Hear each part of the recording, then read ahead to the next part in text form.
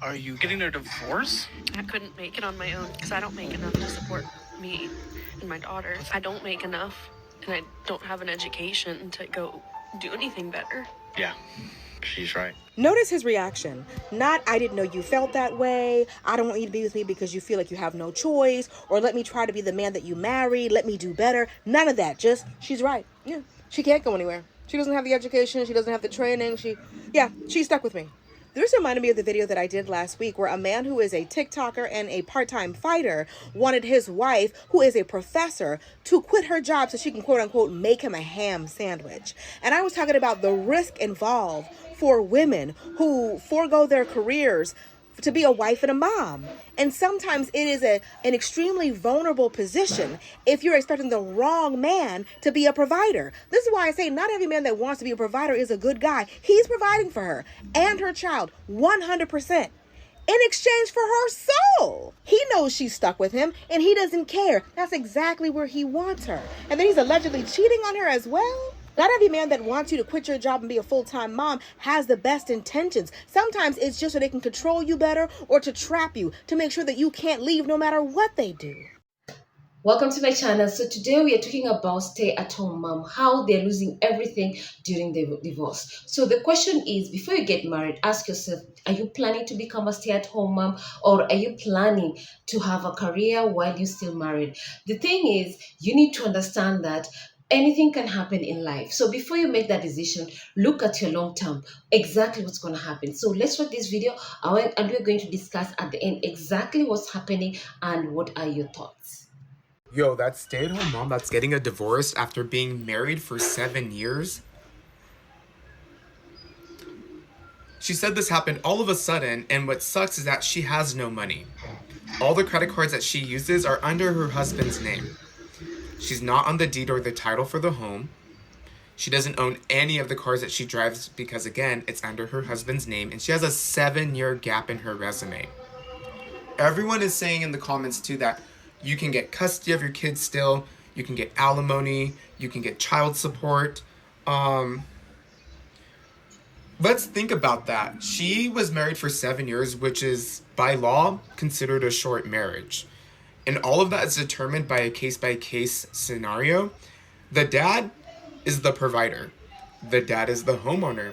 And the dad has means of transportation to get the kids anywhere they need to in case of an emergency. The mom doesn't have any record of that. What would the courts favor? And I'm not taking sides, I'm just being transparent. And even if she got alimony, I guarantee you it wouldn't be that much, and it wouldn't be for a long time because she is a young, able-bodied woman. And that is something they also take into consideration when they make those types of decisions in the court. I fully support stay-at-home parents. I think it's one of the most selfless things that you can ever do is raise a family. And this is just a tragic situation. Honestly, be so for real. I stayed at home for 13 years. I don't have a lot of regrets about that because I was taking care of my 2 kids, taking care of my home. My husband's in the military. I feel proud of the work that I did, raising my kids and taking care of my home. But gosh, I have so much regret right now. I have so much regret that I stayed home. I'm in a hole right now that I'm trying to dig myself out of. And I just think to myself, I never should have trusted this person with financially, mentally, emotionally. I should not have put my life in this person's hands. Most days I try to be positive about the changes that are going on in my life, especially through this divorce process. I'm gonna have good days and bad days, and like a few days I've had good days. I felt really hopeful, confident in what I'm doing. This is the best thing for me. But today is such a bad day and I just feel like an idiot. I just feel like a complete and total idiot. Like, why did I think it was a good idea to just completely financially, mentally, and emotionally just depend on this person? Especially when there was so much evidence, when there were so many indicators that I couldn't depend on this person. And I just kept doing it for years. I'm trying really hard to dig myself out of it, but gosh, it's really hard. I just feel so much freaking regret. I'm like, why was I so dumb? I never should have trusted him. I never should have trusted him. I should have been more independent. Even if I was married, I should have gone to school. I should have gotten a degree. I should have got a job. I should have done more. And I just sat on my ass and I depended on him. You know, maybe I sound bitter or cynical, but just don't stay at home. Don't stay at home. Don't depend on a man financially. Don't think, oh, he wants to be a provider. He takes care of us. No, don't do it. Just don't. Don't do it. In the last 2 weeks, I've lost about 95% of mine and my kids' possessions. Because we've had to downsize from a 2-bedroom apartment down to 1 bedroom at my parents' house, we had to get rid of a lot. Because life has been a little bit chaotic, I'm not really focusing on everything that we have to give away. At this point in time, material possessions are not the priority. I have 1 day left in this apartment to finish cleaning it up and give up the keys, but I honestly can't wait to start rebuilding life again. One thing that I know for sure is I never want to put my kids through this again. I know the road ahead still has some challenges. In the last few days, my children's father has texted me warning me against putting him on child support. And even though I already made my decision regarding this topic, one thing I'm not looking forward to is the possible struggles with co-parenting. For now, I'll try to put those thoughts on the back of my mind. I have just a few hours before I have to turn in this apartment. I graduate with my master's in 2 weeks. I have to start new schedules and routines for my kids and get settled in. So even though I'm hanging by a thread, I'm seeing the light at the end of the tunnel. And even though we lost almost all our possessions, for now, we don't need them. I know that God will provide everything that we need at the right time. He will give us back everything we lost. I'm just thankful that we have relationships, we have each other, and we still have faith. Web content suddenly blowing up. Because people my age that were traditional white. Boy, can I speak on this. Grandmother, stay at home. Mom, stay at home. Me, followed right in the footsteps. 1995, got married. 1997, had my first baby. 2000, had my second. 2004, had my third. No career, no education beyond a high school diploma. It is what I wanted. Having no understanding of the consequences that I'm now facing as a result of that choice. All while my now ex-husband made me feel guilty because I wasn't contributing to the financial household, but yet wanted all of the things done at home as a stay-at-home wife does. He wanted both. And I didn't work outside the home. Then later, as my kids got a little bit older and in school, and the youngest one was like Mother's Day out programs and stuff, I would do housekeeping and anything to bring a little extra money in to our household income. But yeah, no education beyond a high school diploma, no effort to make any kind of career moves moving forward. And then fast forward to 2016, we're divorced. And I'm starting at the bottom with no job experience, even though I had managed a household, albeit sometimes the financial part was very poorly. That's a whole nother topic. And raised 3 children. And now I'm 49 years old and I'm struggling financially because I don't have 20 years of work experience on top of the most recent 10 years. So I should have 30 years of work experience. Don't have that. I have 10. Now my job is being eliminated at my current employer. I have 6 months. I have a retention bonus plus severance after that, and then I've got to find something else. In spite of the fact that I have been trying to get out of this company for multiple years because I have been so very unhappy in this role. And even moving internally in my company, I haven't been able to do that either because they want a degree. They want some type of college education on a resume, and I don't have that. Being a stay-at-home mom is both rewarding and extremely sacrificing. My girls, I was always there for them. Got them to school, got them home. They rarely had to ride the bus. Doctor's appointments, piano lessons, sick, I was home. Anytime they needed anything, I was their caretaker. Their dad was there. He was not a terrible dad. He was supportive as a parent. Although when I wanted to go do something for myself and get out and have some fun with my friends, I was always, I got to stay home and babysit kind of thing. No, these are your kids. You're not babysitting. You're parenting.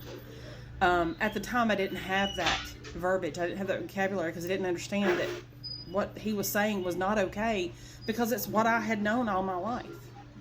My mom stayed at home. She didn't work outside the home until she was older. Then my dad died at 54 years of age and left her a widow. For the next 20 years, that woman struggled.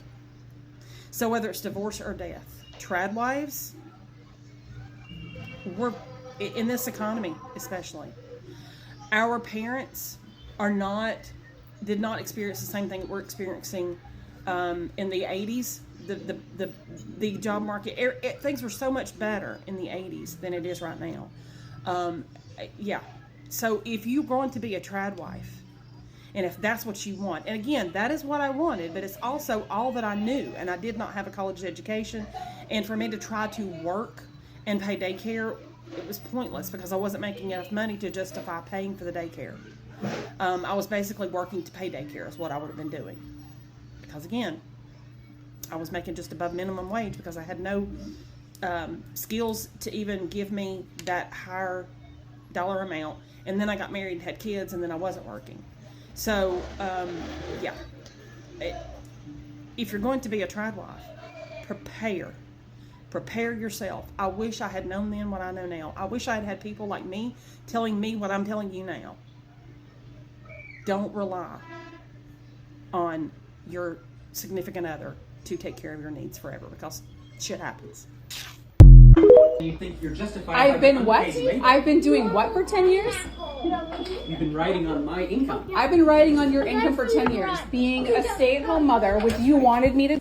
I don't always agree with the legal system, but what I will say is they did get it right when they determined that after years of marriage, your wife is entitled to half.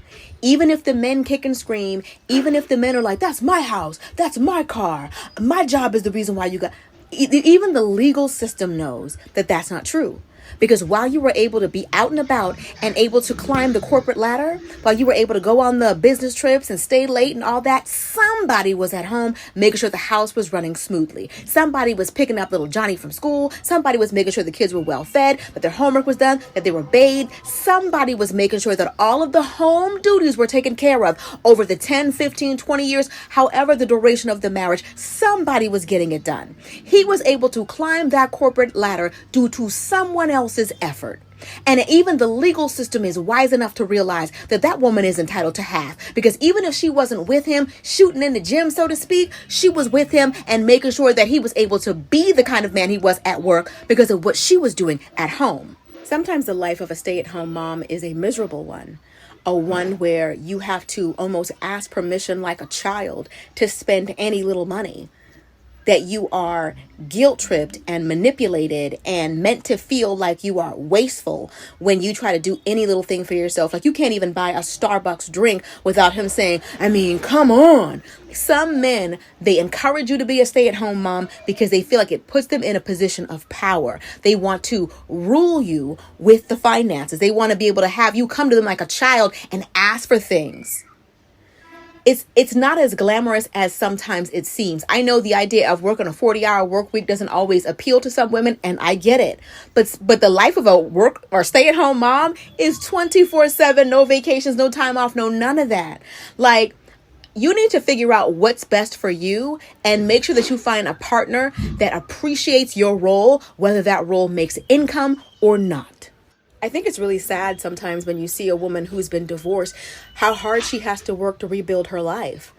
Because everything was with him, she has to work to build her credit. She has no rental history. She has no work history.